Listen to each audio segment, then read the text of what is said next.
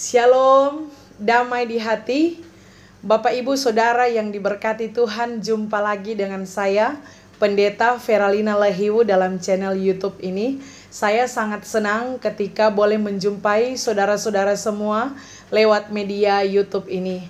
Biarlah media YouTube ini adalah wadah yang Tuhan pakai untuk memberkati Bapak Ibu Saudara-saudara, dan lewat media YouTube ini menjadi wadah untuk memuliakan nama Tuhan. Nah, Bapak Ibu Saudara, saat ini saya akan men-share kebenaran firman Tuhan dalam kitab Yakobus pasal 4 ayat 1 hingga ayatnya yang ke-10. Namun sebelum kita membaca firman Tuhan, mari kita berdoa. Ya Tuhan Allah, kami sangat bersyukur atas setiap kesempatan-kesempatan baik yang Engkau karuniakan bagi kami, termasuk kesempatan saat ini untuk membaca, mendengar, dan merenungkan kebenaran firman Tuhan. Biarlah kebenaran firman ini akan memberkati kami, tetapi juga yang akan menuntun dan mengarahkan kami, supaya kami hidup sesuai dengan apa yang Engkau kehendaki di dalam kehidupan kami. Bersabdalah bagi kami ya Tuhan Allah, karena kami siap untuk mendengarnya. Amin. Marilah saudara-saudara kita membaca bagian firman Tuhan ini dalam kitab Yakobus pasal 4 ayat 1 hingga ayatnya yang ke-10, hawa nafsu dan persahabatan dengan dunia. Dari manakah datangnya sengketa dan pertengkaran di antara kamu? Bukankah datangnya dari hawa nafsumu yang saling berjuang di dalam tubuhmu? Kamu mengingini sesuatu tetapi kamu tidak memperolehnya. Lalu kamu membunuh, kamu iri hati tetapi kamu tidak mencapai tujuanmu. Lalu kamu bertengkar dan kamu berkelahi. Kamu tidak memperoleh apa-apa karena kamu tidak berdoa. Atau kamu berdoa juga, tetapi kamu tidak menerima apa-apa karena kamu salah berdoa, sebab yang kamu minta itu hendak kamu habiskan untuk memuaskan hawa nafsumu. Hai kamu, orang-orang yang tidak setia, tidakkah kamu tahu bahwa persahabatan dengan dunia adalah permusuhan dengan Allah? Jadi barang siapa hendak menjadi sahabat dunia ini, ia menjadikan dirinya musuh Allah. Janganlah kamu menyangka bahwa kitab suci tanpa alasan berkata, roh yang ditempatkan Allah di dalam diri kita diingininya dengan cemburu. Tetapi kasih karunia yang dianugerahkannya kepada kita lebih besar daripada itu. Karena itu ia katakan, Allah menentang orang yang congkak, tetapi mengasihani orang yang rendah hati. Karena itu tunduklah kepada Allah dan lawanlah iblis, maka ia akan lari daripadamu. Mendekatlah kepada Allah dan ia akan mendekat kepadamu. Tahirkanlah tanganmu, hai kamu orang-orang berdosa, dan sucikanlah hatimu, hai kamu yang mendua hati. Sadarilah kemalanganmu, berduka cita dan merataplah. Hendaklah tertawamu kamu ganti dengan ratap, dan sukacitamu dengan duka cita. Rendahkanlah dirimu di hadapan Tuhan, dan ia akan meninggikan kamu. Demikianlah firman Tuhan. Sekali lagi, shalom, damai di hati. Bapak Ibu Saudara, apa kabar semua? Semoga kita tetap ada dalam pemberkatan Allah dan penyertaan Allah di tengah-tengah kehidupan kita semua. Nah, saudara-saudara, tema perenungan firman Tuhan di saat ini diangkat oleh Gereja Masehi Injili di Minahasa adalah tunduklah kepada Allah dan lawanlah iblis. Bapak Ibu Saudara, dari tema ini sebenarnya kita diperhadapkan dengan sebuah pilihan. Ya, pilihannya adalah Tuhan atau iblis, Allah atau berhala. Nah, saudara-saudara, ketika diperhadapkan dengan pilihan ini, mana yang akan saudara pilih? Pasti dan tentunya banyak orang akan secara cepat dan gamblang mengatakan, kami memilih Allah, kami memilih Tuhan Allah. Tetapi saudara-saudara, pada kenyataannya pilihan itu tidak sesuai dengan cara hidup kita. Itu sama dengan tuh lagu bilang toh, antara nyaman dan cinta, beta dilema, ya. Jadi dilema antara nyaman dan cinta. Mencintai Tuhan tapi nyaman dengan iblis. Mengasihi Allah tapi menyembah berhala. Nah, ini yang jadi persoalan saudara-saudara. Kalau demikian berarti ada masalah dengan hati kita. Ini artinya hati kita sementara tidak beres. Hati kita sementara tidak benar, saudara-saudara. Penerima surat Yakobus di sini diperhadapkan dengan persoalan yang serius. Dan persoalan ini bukan hanya sekedar konflik sosial, bukan hanya sekedar konflik tentang gaya hidup saudara-saudara, tetapi tentang hati. Ya. Makanya saudara-saudara, kita harus berhati-hati dengan hati kita. Mengapa saudara-saudara? Ya. Karena hati kita ini bisa menjadi sumber kehidupan, tetapi juga hati kita bisa menjadi sumber kehancuran dan sumber kekacauan. Makanya Amsal 4 ayat 23 bilang apa saudara? Jagalah hatimu dengan segala kewaspadaan, karena dari situlah terpancar kehidupan. Ya, Bapak Ibu Saudara yang diberkati Tuhan, kita harus menjaga hati. Apa saudara? Jaga hati. Ya, karena hati ini penuh dengan tipu muslihat. Orang bilang so nyandak marah, padahal masih marah saudara. Ya. Orang bilang nih mau, padahal suka. Penuh tipu muslihat. Ya, putar balik saudara. Ya, bilang nih mau, padahal suka saudara. Putar balik. Ya, orang bilang shalom, tuh damai di hati, padahal nggak ada damai. Nah ini saudara-saudara, ini bahaya, ya. Makanya jangan percaya pada just follow your heart. Ada kan yang statement yang bilang iko jo kata hati, ya. Ikut saja kata hatimu, saudara.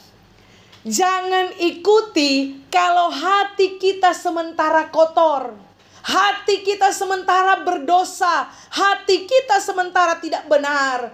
Kita pasti hancur kalau kita ikuti keadaan hati kita yang begini, saudara-saudara. Ya, Bapak Ibu Saudara yang diberkati oleh Tuhan kita Yesus Kristus, dari hati timbul keinginan. Ya. Wajar orang punya keinginan. Tapi saudara-saudara, yang saya mau katakan di sini bahwa tidak semua keinginan itu harus dipuaskan. Ya. Penerima surat Yakobus mengingini sesuatu tapi tidak mereka peroleh. Karena apa saudara? Karena mereka memiliki keinginan yang didesak oleh karena hawa nafsu. Nah, ini bahaya saudara-saudara. Ya, kalau keinginan kita dipicu hanya karena hawa nafsu, ini bahaya saudara.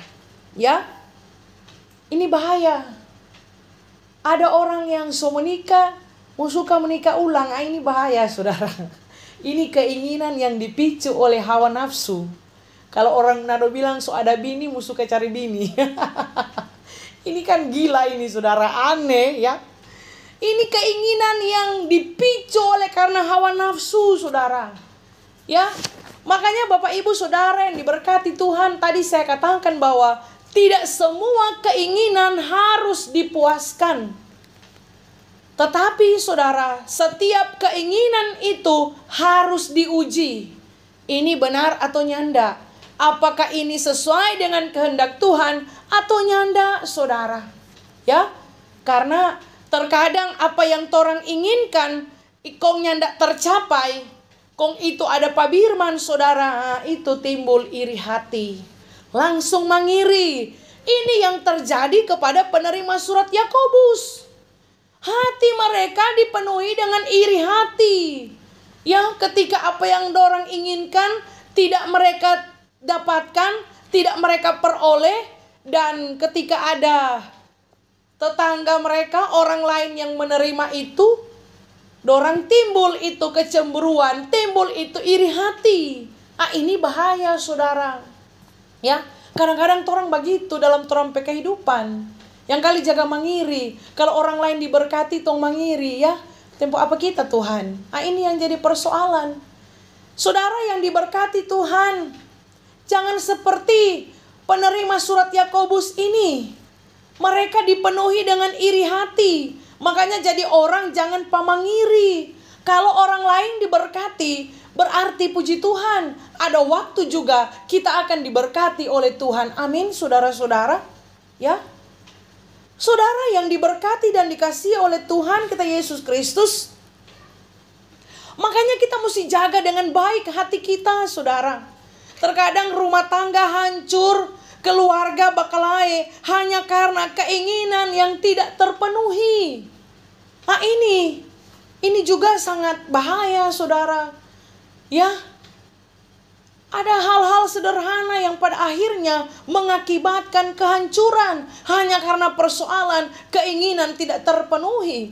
Itu yang saya katakan, tidak semua keinginan harus dipenuhi. Orang harus menguji setiap orang keinginan apakah itu sesuai dengan kehendak Allah atau tidak, saudara-saudara. Ya, Bapak Ibu Saudara yang diberkati oleh Tuhan kita Yesus Kristus. Ada orang yang bertengkar, ya, ada orang yang berkelahi cuma gara-gara apa? Cuma gara-gara DP suami istri bertengkar cuma gara-gara DP paituanya pernah panggil makan di luar, saudara. Hanya persoalan sederhana, saudara, ya, berujung pada kehancuran. Bapak Ibu Saudara yang diberkati oleh Tuhan kita Yesus Kristus, sekali lagi saya tekankan bahwa tidak semua keinginan hati kita harus dipuaskan. Torang mesti uji benar atau salah. Torang mesti uji apakah ini sesuai dengan Tuhan pemau atau nyanda, saudara. Ketika torang beli sesuatu, ya, ini beli handphone, ini memuliakan Tuhan atau nyanda ini, saudara. Ketika torang beli gadget, torang beli ini, saudara, apakah ini memuliakan Tuhan atau memuliakan tombe diri sendiri? Ya, karena itu keinginan. Makanya saudara, seharusnya keinginan yang benar adalah apa yang kita ingini itu harus memuliakan Tuhan. Amin, saudara-saudara. Selanjutnya, saudara, bagian firman Tuhan pada pembacaan ini mengingatkan kepada kita, persahabatan dengan dunia adalah permusuhan dengan Allah. Itu kita bisa lihat di ayat 4 ya, saudara. Ini diawali dengan, hai kamu orang-orang yang tidak setia. Saudara yang diberkati Tuhan, kata tidak setia ini dalam kata Yunani adalah moikalides. Ini artinya berzina. Ya, ketidaksetiaan secara seksual. Jadi ini pezina, berzina secara rohani, saudara-saudara, ya. Makanya DP terjemahan ini, hai kamu para pezina yang tidak setia, ini lebih mengerucut pada pezina, saudara-saudara. Bapak Ibu Saudara yang diberkati oleh Tuhan, itu tadi di awal kita bilang, saudara, ya, cinta Tuhan tapi nyaman deng iblis. Mengasihi Allah tapi nyaman deng berhala. Ini pezina ini, saudara. Bangsa Israel ini kalau kita melihat ya, gambaran bangsa Israel, saudara-saudara, ketika mereka menjadi bangsa yang dipilih oleh Allah, mereka menjadi bangsa yang dikasihi Allah. Allah memberi segala sesuatu bagi bangsa Israel sesuai dengan apa yang Tuhan mau. Tuhan memberi yang terbaik bagi bangsa Israel. Tetapi saudara, kita tahu apa yang dilakukan oleh umat Israel. Mereka malah menyembah berhala. Mereka malah menyembah patung. Mereka malah berbalik dari Tuhan. Nah, saudara-saudara yang diberkati oleh Tuhan kita Yesus Kristus, di masa ini mungkin kita tidak punya patung untuk kita sembah. Di masa ini mungkin torenya ada pohon besar, batu besar. Beda dengan dulu-dulu masih ada tuh begitu saudara. Ada pohon besar, batu besar. Itu jadi tanpa mau sembah ya. Penyembahan kepada ilah-ilah. Saudara yang diberkati Tuhan, mungkin di masa ini soalnya ada tuh pohon besar, batu besar, patung untuk kita sembah saudara-saudara. Tetapi keinginan duniawi kita ini adalah berhala saudara. Itu berhala modern ya. Dan itu adalah perzinahan. Ketika kita hidup di dalam Tuhan, dalam tanda petik saudara, tetapi kita masih ada keinginan-keinginan duniawi. Nah, itu perzinahan. Makanya saudara, Yakobus bilang jangan mendua hati, karena orang yang mendua hati tidak akan tenang di dalam kehidupannya. Ya, jangan jadi orang yang suka berzina. Apalagi di hadapan Tuhan. Torang mengaku orang Kristen, tetapi torang berzina dari Allah. Ya, torang tidak menyembah Allah, tapi menyembah berhala dalam pengertian torang ikuti keinginan-keinginan duniawi, saudara-saudara. Nah, ini yang jadi persoalan. Ya, kita hidup sebagai orang Kristen, tapi kita hidup secara dunia. Kita di gereja, tapi kita selingkuh. Nah, ini yang jadi soal. Kita pakai stola, kelihatan suci, padahal hidup kita ruci, penuh dengan tipuan, saudara. Kita menipu sini sana, ya. Kita khotbah sini sana, tapi kita hidupnya tidak beres, tidak benar, saudara. Semakin hari kita bukan semakin serupa dengan Kristus, tapi semakin hari kita semakin serupa dengan dunia, ya. Padahal firman bilang, Paulus bilang, jangan jadi serupa dengan dunia ini. Mesti berubah, mesti bertobat. Jangan kita hanya kelihatan rohani, jangan kita hanya kelihatan religius, tapi hidup kita duniawi. Ya, ini yang diingatkan oleh firman Tuhan dalam bagian ini, saudara. Ya, bahwa kamu orang-orang yang tidak setia, tidak tahukah kamu bahwa persahabatan dengan dunia adalah permusuhan dengan Allah? Jadi barang siapa hendak menjadi sahabat dunia ini, ia menjadikan dirinya musuh Allah.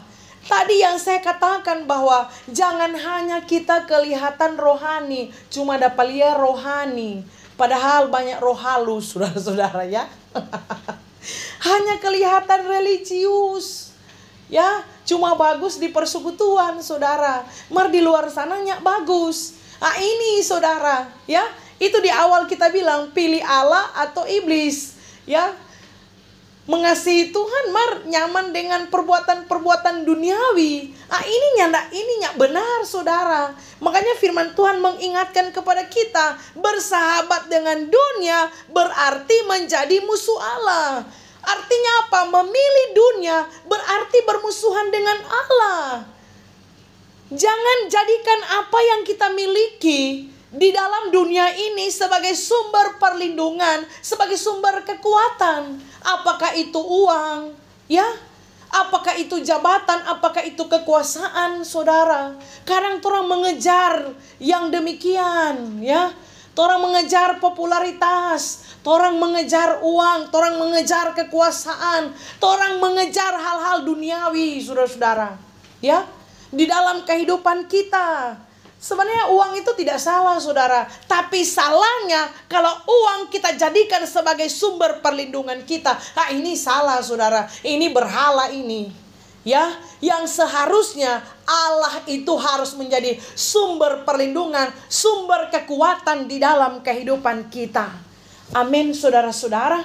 Ya, makanya Rasul Yakobus ini menasehati, ya, dia bilang di ayat 7 begini, saudara, karena itu tunduklah kepada Allah. Tunduk, ya, tunduk ini apa? Kalau di Kamus Besar Bahasa Indonesia, tunduk ini menghadap wajah ke bawah, begini tunduk, saudara. Ya, tunduk ini bicara apa? Takluk, menyerah, kalah. Oke, menyerah kita menyerah. Itu tunduk, saudara. Takluk. Soalnya bisa bikin apa-apa. Itu tunduk. Ya. Tunduk bicara apa? Patuh. Tunduk bicara apa? Taat. Tunduk bicara apa? Menurut perintah Tuhan. Jadi tunduk kepada Allah ini apa? Hidup ini untuk Tuhan. Hidup ini patuhan. Itu tunduk, saudara. Hanya untuk Tuhan. Ya. Ini yang dinasihatkan oleh firman Tuhan. Tunduklah kepada Allah. Jadi tompe hidup ini cuma for Tuhan, bukan for iblis, saudara. Ya, hidup ini for Allah. Hanya menyembah Allah. Jangan nyaman dengan dunia ini. Ada orang nyaman dengan dunia, perbuatan-perbuatan dunia, saudara. Ya, kejahatan-kejahatan yang ada di dunia ini, banyak orang nyaman. Makanya firman Tuhan kasih ingat, tunduklah kepada Allah dan lawanlah iblis. Kalau kita tidak tunduk kepada Allah, maka kita akan tunduk pada iblis, saudara-saudara. Kalau kita tunduk kepada Allah, maka kita akan melawan iblis. Itu DP kunci. Kalau orang tunduk pada Tuhan, orang pasti lawan iblis. Mar kalau orangnya tunduk pada Tuhan, orang pasti berkawan dengan iblis, saudara. Ya, saudara yang diberkati oleh Tuhan kita Yesus Kristus. Firman Tuhan bilang lawan. Cuma satu kata, lawan. Lawan iblis. Ya, lawan iblis. Lawan bukan berkawan, saudara. Karena sekarang banyak berkawan dengan iblis. Yang jangan melawan iblis. Kompromi dengan dosa. Kompromi dengan kejahatan. Itu berkawan dengan iblis, saudara-saudara. Tapi Alkitab bilang lawan iblis. Karena kalau nyandak lawan berarti itu batamang, ya. Hati-hati, saudara, kalau orang sobat tamang baik dengan iblis. Aduh, bahaya, saudara, ya. Hidup kita bisa hancur, hidup kita bisa binasa, saudara. Ya, Bapak Ibu Saudara yang diberkati oleh Tuhan Yesus Kristus. Kenapa kita harus lawan iblis? Karena iblis orang pemusuh. Musuh, ya. No, kalau lawan apa? Musuh, saudara. Lawan, seteru, musuh. Ya, iblis itu bukan tompe tamang. Iblis itu tompe musuh, saudara. Makanya tom mesti lawan. Makanya Alkitab bilang lawan musuh iblis, ya. Bapak Ibu Saudara yang diberkati Tuhan, orang mesti ingat bahwa orang pemusuh itu iblis. Amin. Bukan tompe musuh mama mantu, saudara, ya. Atau orang pemusuh anak mantu. Ya, ada juga musuh Birman, saudara, ya.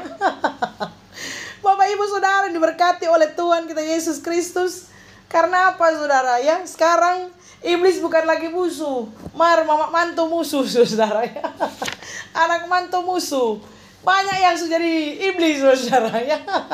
Saudara yang diberkati oleh Tuhan kita Yesus Kristus. Kenapa kita harus lawan iblis? Firman Tuhan bilang begini, maka ia akan lari daripadamu. Ya, lawan iblis. Ia akan lari daripadamu. Lari, mau lari dia, saudara, kau tong lawan. Amin. Ya, amin, saudara. Puji Tuhan, saudara, ya. Semoga yang dengar ini, yang dengar firman ini, kebenaran ini, mulai hari ini, detik ini, lawan iblis. Amin, saudara-saudara. Ya, bagaimana kita melawan iblis, saudara? Bagaimana Anda bicara lawan iblis? Saudara, saya temukan di 1 Petrus 5 ayat 8-9 bilang begini, saudara, ya.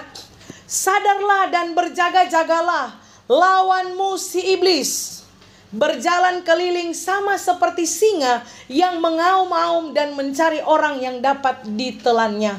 Lawanlah dia, lawanlah iblis dengan iman yang teguh. Amin, saudara. Ternyata lawan iblis itu dengan iman, ya, dengan iman yang teguh. Saudara yang diberkati Tuhan, bagaimana torang melawan dengan iman yang teguh? Sedang tompe iman sekarat, saudara. Bagaimana torang pe imannya nak mau sekarat? Sonya nak jaga pergi ibadah, sonya nak jaga dengar firman. Ya, akhirnya apa? Iman sekarat.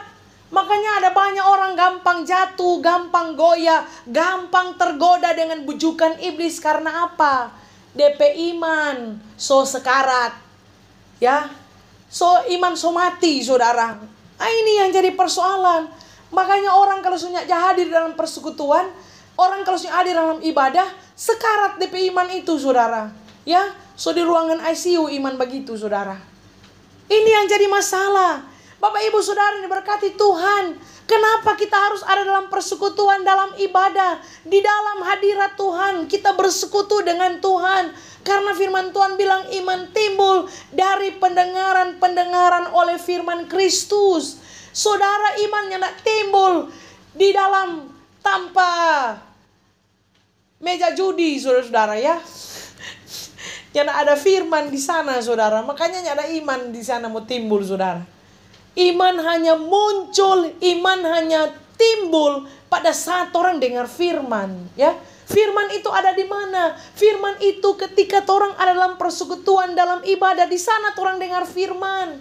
Firman itu ini Alkitab, ada firman, saudara. Renungkan firman, baca firman, supaya orang pe iman teguh, orang pe iman kuat, saudara-saudara. Ya, jangan jadi iman yang abal-abal. Iman abal-abal karena apa? Ya, 3 bulan 1 kali pi ibadah, saudara. 3 bulan 1 kali dengar firman. Ada itu burung taung 1 tahun 1 kali. Ya, ini semua Natal, semua Desember, saudara. Dong bilang burung taung mulai keluar. Puji Tuhan ya kalau dia keluar, saudara, ya. Bapak Ibu Saudara diberkati Tuhan. Itu tadi yang kita bilang. Makanya kenapa orang gampang goyah, gampang jatuh, gampang tergoda? Karena tompe iman abal-abal. Ya, tompe iman lome, bukan iman teguh. Makanya supaya punya iman teguh, hidup dalam kebenaran firman. Amin, saudara-saudara. Pelihara firman. Ini bacaan minggu berjalan yang telah lewat, saudara-saudara, ya. Pelihara firman, lakukan firman, hidup dalam firman, menghidupi firman, supaya orang punya iman yang kuat, iman yang teguh.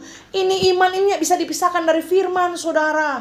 Ya, firman Tuhan ini luar biasa. Kalau orang hidupi dalam orang pe kehidupan, membuktikan bahwa orang pe iman teguh di hadapan Tuhan, saudara. Jangan punya iman yang sekarat, apalagi so mati itu iman, saudara. Bahaya, ya. Saudara yang diberkati Tuhan. Selanjutnya firman Tuhan bilang, mendekatlah kepada Allah dan Ia akan mendekat kepadamu. Wow, saudara. Kenapa orang mesti berdekat dengan Tuhan? Karena Tuhan sumber dari segala-galanya di dalam kehidupan kita. Mendekat kepada Tuhan, jangan bajau. Ya, berdekat dengan Tuhan, saudara, supaya Ia mendekat kepadamu. Jangan berpikir Tuhan jauh. Orang yang jauh. Tuhan yang pernah kemana-mana, saudara. Orang yang terlalu berkeliling kemana-mana. Yang pernah datang ke Tuhan, ya. Makanya saudara yang diberkati Tuhan, orang mesti dekat dengan Tuhan. Ini artinya apa? Orang harus bangun relasi yang kuat dengan Tuhan. Itu orang kalau dekat dengan Tuhan berarti relasinya kuat.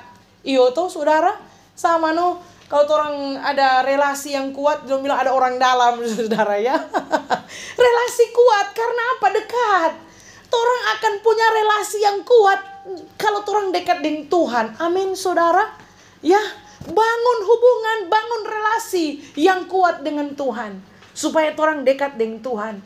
Saudara, Tuhan itu sumber. Kalau orang dekat dengan sumber, ya, itu sumber itu akan menaungi kehidupan kita. Orang akan menikmati segala sesuatu karena Tuhan itu sumber. Sumber segala-galanya. Tak transfer pada orang, saudara. Makanya jangan berdekat dengan iblis, berdekat dengan Tuhan, saudara. Malah ada banyak orang yang mau berdekat dengan Tuhan.